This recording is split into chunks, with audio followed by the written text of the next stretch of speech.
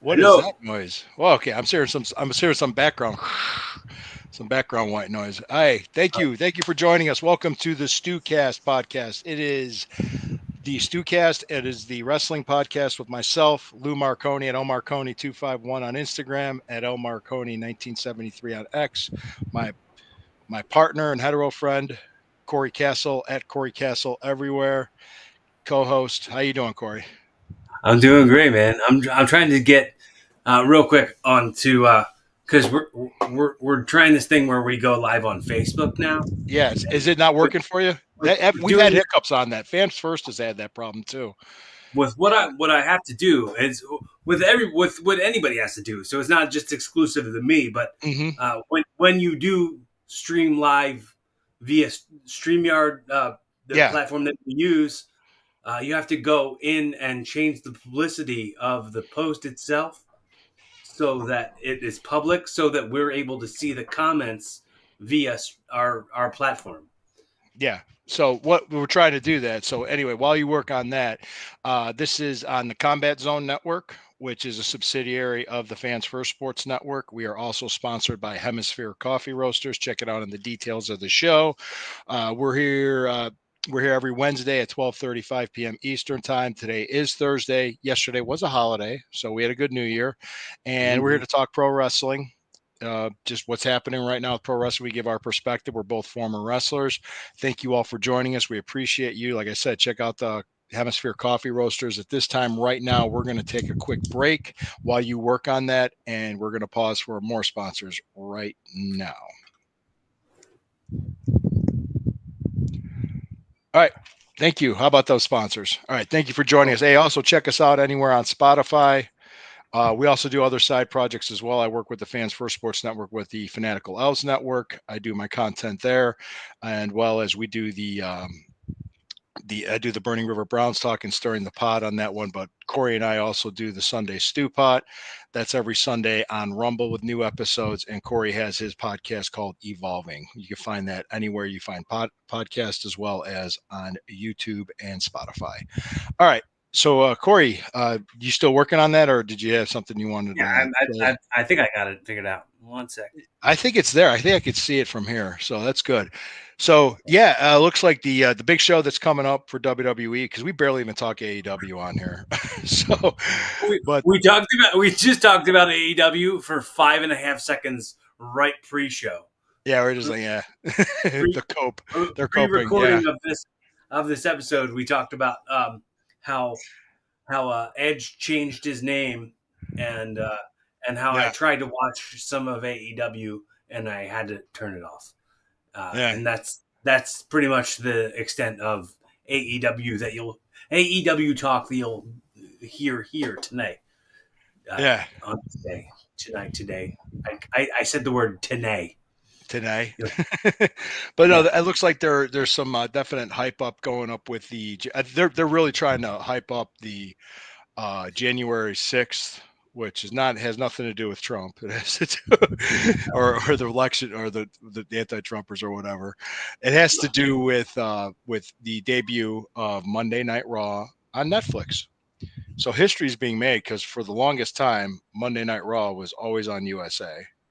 You're Mhm. talking over 30 years at this point, and Yeah. now it's going to be moved to Netflix and streaming. So the audience will definitely be a lot broader at this point. Uh, what's your take on this so far? What are you expecting? I it's it has potential. It has a lot of potential. Um, I don't know. I don't know if you caught it, but I listened to Cody Rhodes did an appearance on Two Bears One Cave podcast, Okay. No, I didn't and hear. I and didn't catch that. What did he say? he was just talking about the potential of the households who may not be familiar with the product. I mean, I understand it's it's a very inner bubble mindset. Think about like, oh, people aren't watching wrestling because they don't know what it is. Everybody knows what wrestling is. Everybody knows what WWE is. Yeah, they It's might just not follow it closely. Yeah. right. Right. So this might be a chance to get those people's eyes on the show, just to kind of give it a chance because it's moving to a platform that like everything's on. So they Yeah. like nothing brings a crowd like a crowd. You know what I mean?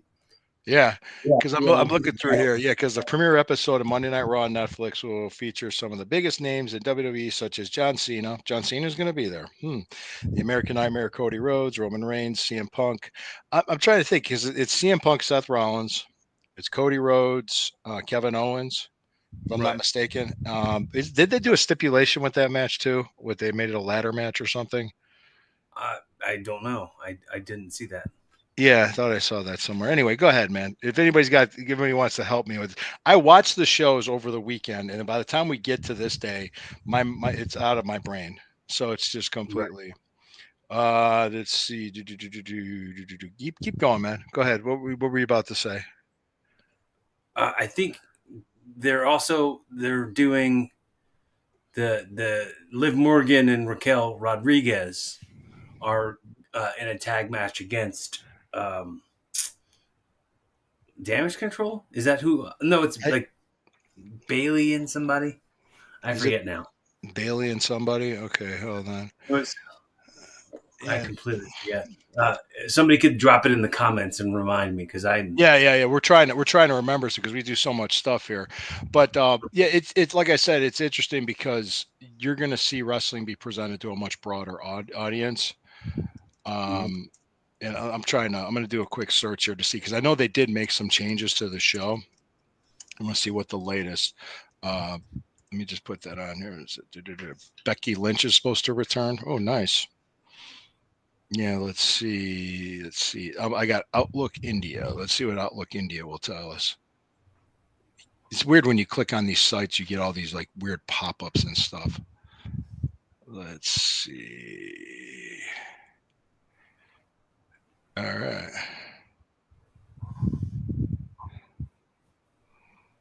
This is from earlier. I'm not seeing my current live on my Facebook to be able You're to not change it. seeing it? Okay. No. So Well, there's always been let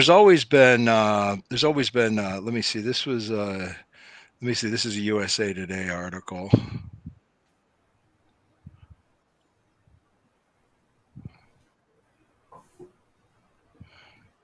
6. Hold on a second.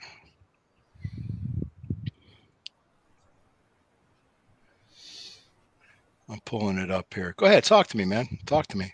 What Raw moves to Netflix would know before? Hold on, I'm trying to see if they have like any more of a card announced. Yeah, hang on one second. Okay, let me just kind of do this right now because it's like just to find the cards like pulling teeth. All right, hold on. I started scrolling. This took off on me here. Mm-hmm. All right, Women's World Championship match: Liv Morgan versus Rhea Ripley. Tribal Combat for Ula Fala title. Tribal Chief Roman Reigns versus Solo Sikoa. CM Punk, Seth Rollins, Sikoa, whatever. Uh, That's what they got so far, and I think there was going to be. Yeah, it looks like LA Knight's going to be in there too, but I'm not sure. But Right. that's what we got here. What to expect on Raw on Netflix. So those are some of the ones. Yeah, the Roman Reigns match I'm looking forward to. I'm looking forward to basically all of it. I'm just looking forward to see what they do if there's going to be any type of difference in production. Because Yeah, like I would want to see like what it looks like. You know, yeah, more than yeah, anything. yeah, absolutely. And I'm trying to see here what else is happening. Like how will it be any different? Because I told you like on Christmas Day I watched NFL. Yeah. NFL football, Mm-hmm. and it was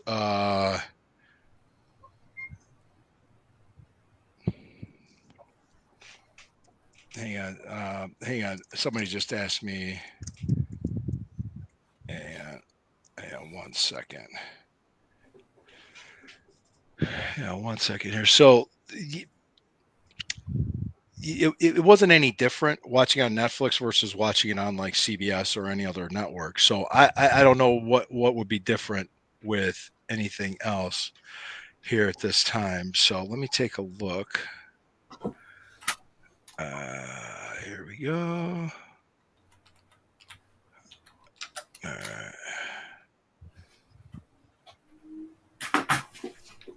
yeah, yeah, because I don't know if there'll be any difference from that. But anyway, Monday Night Raw, January 6th. I saw that it looks like they did stipulations. It's just hard to find anything online when you're trying to do this stuff. But let's keep the conversation going here. What do you think? Do you expect title changes on this? It's tough to kind of call that, but I kind of think that they are going to have some. Uh, who knows, like which if there's going to be any like major ones or not. You know what I mean? I'm saying like Hmm. because they're I could say like the Ula Fala is probably going to go back to Roman, but that's not a major title or anything. But I'm saying like that's Well, title tribal chief, yeah, right, yeah, yeah, the Ulafala. Interesting because it's like I think Cornette said this too. Is like you actually saw a an Ulafala and a bracelet meant more than belts on AEW. yeah, yeah. And it's been one thing with WWE versus that. So I don't know, man. I'm just kind of I'm gonna watch it. I'm gonna try when I watch wrestling now. It's hard to not watch it as a former wrestler versus to watch it as a fan.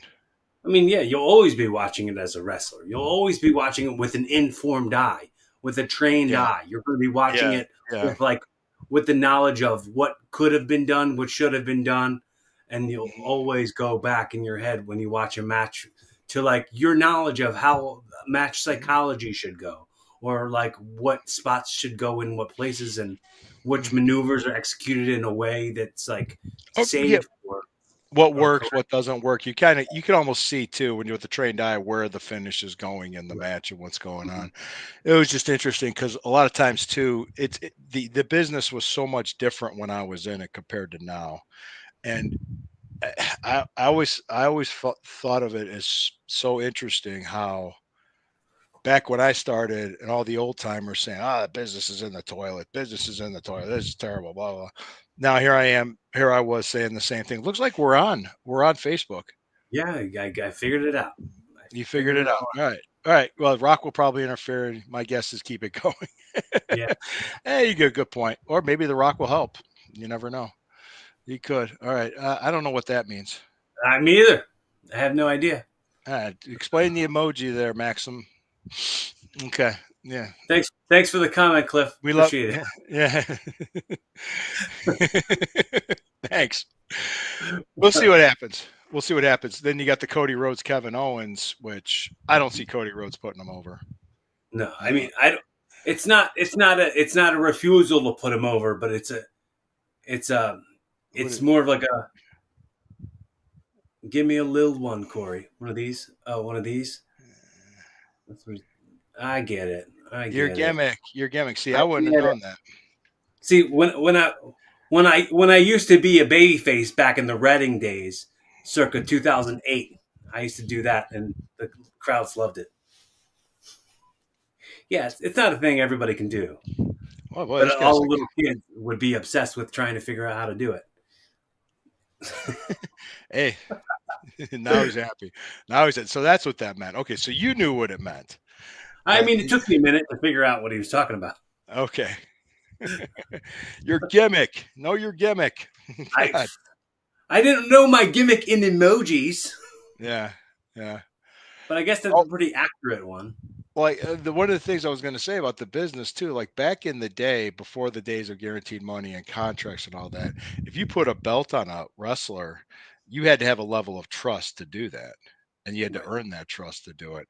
And Well, I mean, without guaranteed money back then, like there was so much more higher stakes on all of your moves because all of your not just the move set, not just the moves that you use in the ring, but I'm talking about moves you make as a character, moves you make as somebody who's going to yeah, draw money, who's going to get asses yeah, in seats, who's going to get attention for the company because like your payday was built around like the size of the house. yeah, and you got paid a percentage of it, and you kind of knew if it was good or not, if it was going to be a good payday. We always did that trick. You drive into the town and you would ask like where the wrestling was, and if the people at the gas station knew what was going on, like, oh, there's a show tonight, like there's wrestling tonight, like then you knew that God, the house is going to suck, or versus, oh yeah, man, everybody's talking about it. This is how you get there, So Mm-hmm. I don't. Yeah, I would just. When I was driving in the town where the arena was, I would pay attention to whether or not there was posters up around the town. yeah, that too, Right. that too. Yeah. Okay, very good. Just Yeah, no, that yeah, you see where the posters were and what's going on. right. Absolutely, absolutely. So now, like if you put a belt on somebody, you also relied on that person to draw for all the other guys to get paid too. Right. You didn't just do stuff like that's kind of where I always noticed. There's I saw some recent podcasts with Bradshaw. Right. Yeah. He took over for Pritchard. Oh, he did. Okay. Yeah. Yeah, Yeah. because some of the older Pritchard stuff I always liked. I always liked Bruce Pritchard stuff. Never when I was there, I never really talked to Bruce at all because I never really worked directly with him. I always worked with the road agents, Right. which Right. were usually Strongbow and Gurria and Goulet, and uh, sometimes Briscoe or Patterson, sometimes Blackjack Lanza too. But it's like I just said, it was just how it was there. And what Bradshaw was even talking about was like how Vince Russo was and the stuff that he makes up. He's like, huh. He kind of was like like he just kind of just shook his head like he had no idea like um how can I best describe this? Why Russo had the animosity towards him that he had. It was. It was a. I think. I think it was a level of BSer. You can't BS a BSer. I Hmm. think it was like something in that. I think it was something inside of that. Like, um, Who's BSing who though? That's what the question is. It that's what I'm Vince Russo? saying. Both of them are BSers BSing BSers, and Hmm. they couldn't take it. Can you hear me? Okay. Yeah, I can hear you. Okay, so Yeah, I heard Mike was muted and for real quick, and then I had removed. And I don't know what I clicked on. Yeah, it's about the BSing a BSer, and well, I remember like because the whole brawl for it all thing, which was right. so stupid. It was dumb. Guys got hurt. It screwed things up. I mean, they could have made millions of dollars doing Steve Austin and Steve Williams at a WrestleMania. Right. Instead, it turned into a debacle. Don't BS a BSer. Don't be a BSer, BSer. Well, yeah, and so I guess because Bradshaw said something about I could whoop anybody in this locker room, and he was just talking. The Right. guys Yeah. sometimes just talking, boast and shit. So It's Vince did. it's all uh, what I refer to, and please take this, please use this if you will. It's all what I refer to as a level of gray fabe. So it's like you're half in character, half not, and who can tell what's a work and what's not? What's a Right. work? Vince Russo had no idea about Right. that or locker room talk because he even Bradshaw said, "Are you kidding me?" Ken Shamrock was in that locker room. Right. Steve Yeah. Blackman was in that locker room. Steve Blackman's got to be Ken Shamrock. Those two guys, holy Yeah. no! Yeah. I mean, those were the baddest. Dudes. Those were the baddest dudes I ever met. I mean, to be Yeah. honest, I never worked with them in the ring or anything. Right. But well, actually, I would say this: when I wrestled Iron Sheik in the '90s and he was in his 50s, Mhm. it was like late '90s when I just remember just thinking like this guy could seriously f me up if he wanted to.